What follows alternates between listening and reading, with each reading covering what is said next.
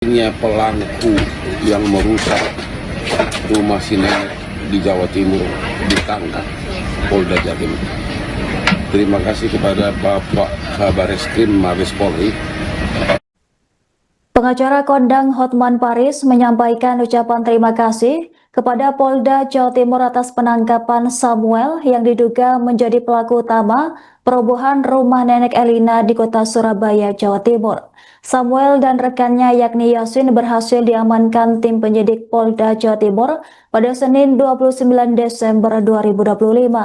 Melalui akun Instagram pribadinya, Hotman mengapresiasi aparat kepolisian yang mendengar aspirasi publik hingga berhasil menangkap pelaku. Pengacara kondang itu merasa lega lantaran penangkapan tersangka membuatnya dapat beristirahat dengan tenang. Sebagai informasi, Hotman Paris sebelumnya juga aktif membela nenek Elina melalui akun media sosial pribadinya. Ia mengajak masyarakat dan pengacara di Jawa Timur untuk turut bersuara membela kasus ini. Hotman menyebut peristiwa itu sebagai perjuangan untuk melindungi nenek Elina. Ia menekankan bahwa kasus ini bukan sekadar delik aduan, tetapi isu keadilan yang harus diperjuangkan. Hotman juga mengunjungi Kabareskrim dan Kapolda Jawa Timur untuk memastikan kasus ditindaklanjuti. Dalam unggahannya, Hotman mengajak semua pihak ikut menyelamatkan Indonesia dari tindakan perbuatan melawan hukum. Ia menegaskan pentingnya dukungan kolektif dari masyarakat dan profesional hukum. Selain itu, Hotman juga membandingkan nenek Elina dengan sosok neneknya sendiri, menekankan empati personal terhadap korban. Lantas, Hotman Paris mengapresiasi kepolisian yang cepat merespon laporan dan menegakkan hukum secara tegas. Penangkapan Samuel diharapkan menjadi contoh bagi penegakan hukum terhadap tindakan sewenang-wenangnya. Hotman Paris menekankan bahwa keadilan harus ditegakkan untuk melindungi warga yang tidak bersalah, termasuk lansia seperti nenek Elina. Akhirnya pelaku yang merusak rumah si nenek di Jawa Timur ditangkap Polda Jatim. Terima kasih kepada Bapak Kabareskrim Mabes Polri yang kemarin memberikan saya nomor WA-nya Kapolda Jatim. Terima kasih kepada Bapak Kapolda Jatim. Terima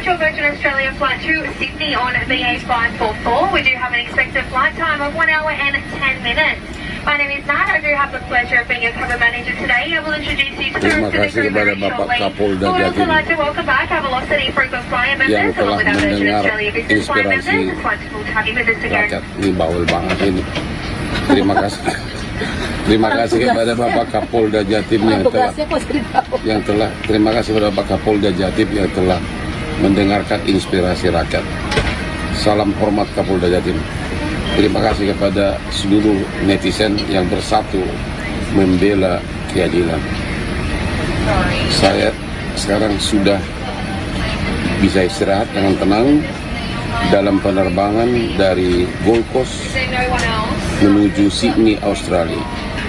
Oke, sekali lagi terima kasih kepada Bapak Kabareskrim Mabes Polri, terima kasih kepada Bapak Kapolda Jatim. Pelaku yang melakukan telah dirusak. Terima kasih.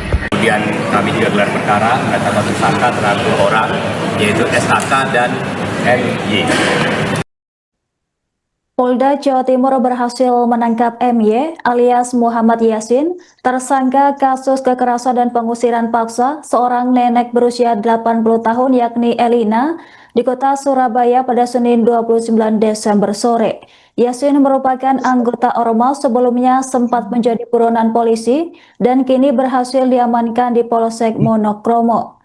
Kabid Humas Polda Jawa Timur menyampaikan adanya peluang penambahan tersangka baru seiring dengan perjalanan proses penyidikan dan pengumpulan alat bukti.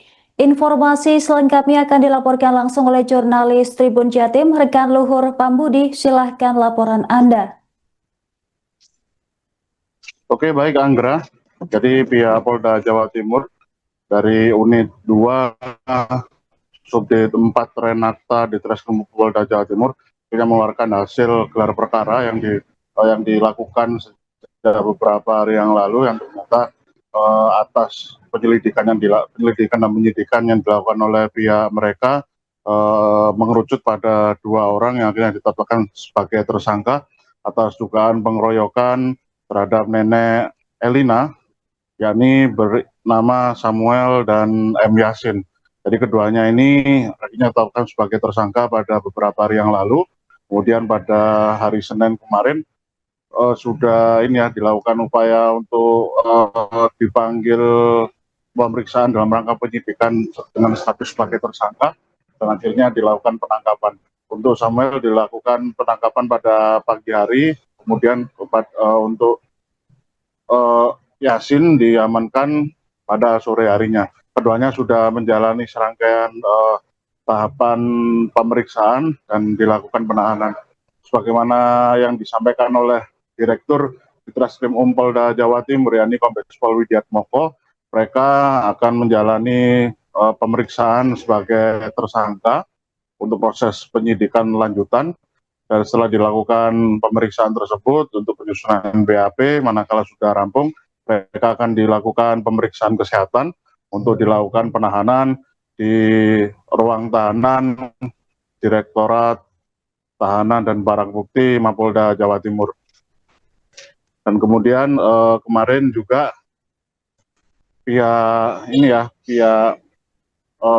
Direktur Ditreskrim Polda Jawa Timur juga menyampaikan upaya pengembangan penyelidikan atas kasus ini masih terus akan dilakukan, dan informasi yang dihimpun oleh tim penyidik bahwasanya tidak menutup kemungkinan bakal ada tersangka lainnya yang akan turut diamankan atas hasil penyelidikan pengembangan kasus ini.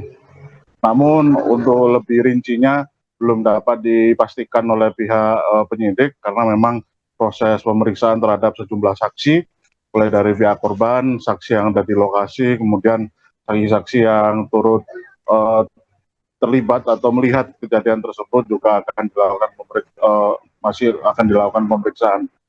Dan untuk konstruksi hukum terhadap para tersangka ini, keduanya dikenakan pasal 170 tentang pengeroyokan dan pengerusakan barang-barang pribadi milik korban. Dan saat ini sudah dilakukan serangkaian upaya pemeriksaan dan untuk dilakukan penahanan. Dan ketika proses penyidikan terhadap keduanya dinyatakan rampung, nanti pihak Polda Jawa Timur melalui Direktur Ditreskrim Polda Jawa Timur akan menyampaikan secara lengkap hasil dari penyelidikan kasus ini. Begitu, Anggra. Baik, rekan Luhur, bisa dilaporkan bagaimana sosok Yasin yang diketahui baru saja bergabung dengan organisasi kemasyarakatan atau Ormas? Oke, baik, Anggra. Jadi memang beberapa hari yang lalu setelah video ini viral, Muhammad Yasin sudah membuat semacam klarifikasi terkait dugaan keterlibatan dirinya yang sempat terekam video amatir yang viral, melakukan upaya paksa terhadap nenek Elina hingga membuat nenek Elina mengalami luka dan mengalami shock atas insiden ini. Dan Yasin menceritakan bahwa dirinya saat itu murni sebagai seorang pribadi, bukan diinstruksikan sebagai proses atau perintah dari Ormas. Kemudian mengenai Ormas Madas yang disebut-sebutkan yang sempat beredar luas di sosmed kemarin, ia menyatakan bahwasanya untuk Ormas Madas tersebut masih belum terbentuk ya, yang konteksnya memang seperti disebut-sebut atau sempat viral di media sosial beberapa hari yang lalu. Ia mengklaim semacam itu, bahwa memang Madas yang dimaksud belum terbentuk, dan kegiatan yang dilakukan oleh pihaknya kala itu, sebagaimana video yang beredar itu yang terjadi pada bulan Agustus 2025 itu murni sebagai inisiatif pribadi yang memang konteksnya adalah membantu sosok Samuel yang merupakan temannya itu. Dan Samuel saat ini memang diketahui menjabat sebuah struktural ya yang ada di Madas yang sudah dibentuk ini. Kemudian ia dalam video klarifikasi tersebut dia menyampaikan mengajukan surat cuti dari kepengurusan untuk bisa berfokus pada kasus hukum yang menyeret dirinya hingga berujung pada laporan ke Polda Jawa Timur. Dan Yasin menceritakan bahwasanya dirinya memang siap untuk bertanggung jawab, manakala memang pihak kepolisian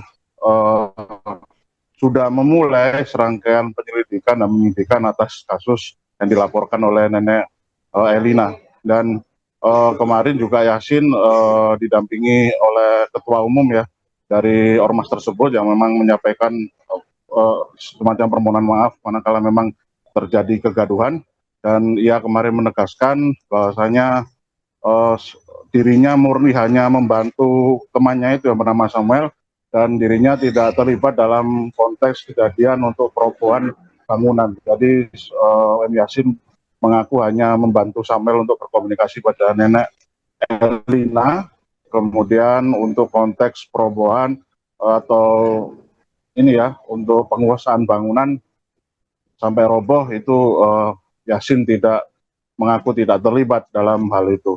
Namun ia tetap akan berusaha kooperatif untuk menjalani serangkaian proses penyelidikan dan penyidikan manakala memang bergulir, dan ternyata proses penyelidikan tersebut sudah bergulir sejak beberapa waktu yang lalu, dan ternyata Yasin ditetapkan sebagai tersangka dan dilakukan penangkapan. Begitu, Andra. Baik, rekan Luhur, terima kasih atas laporan Anda. Selamat bertugas kembali. Berkaitan dengan penanganan perkara nenek Elina, ya hari ini kami sudah melakukan pagi tadi pemeriksaan ahli, kemudian kami juga gelar perkara menetapkan tersangka terhadap 2 orang, yaitu SAK dan MY. Dan kami juga sudah melakukan yang tadi penangkapan terhadap tersangka SAK, dan saat ini sedang dalam pemeriksaan. Demikian. Download Tribun X sekarang, menghadirkan lokal menjadi Indonesia.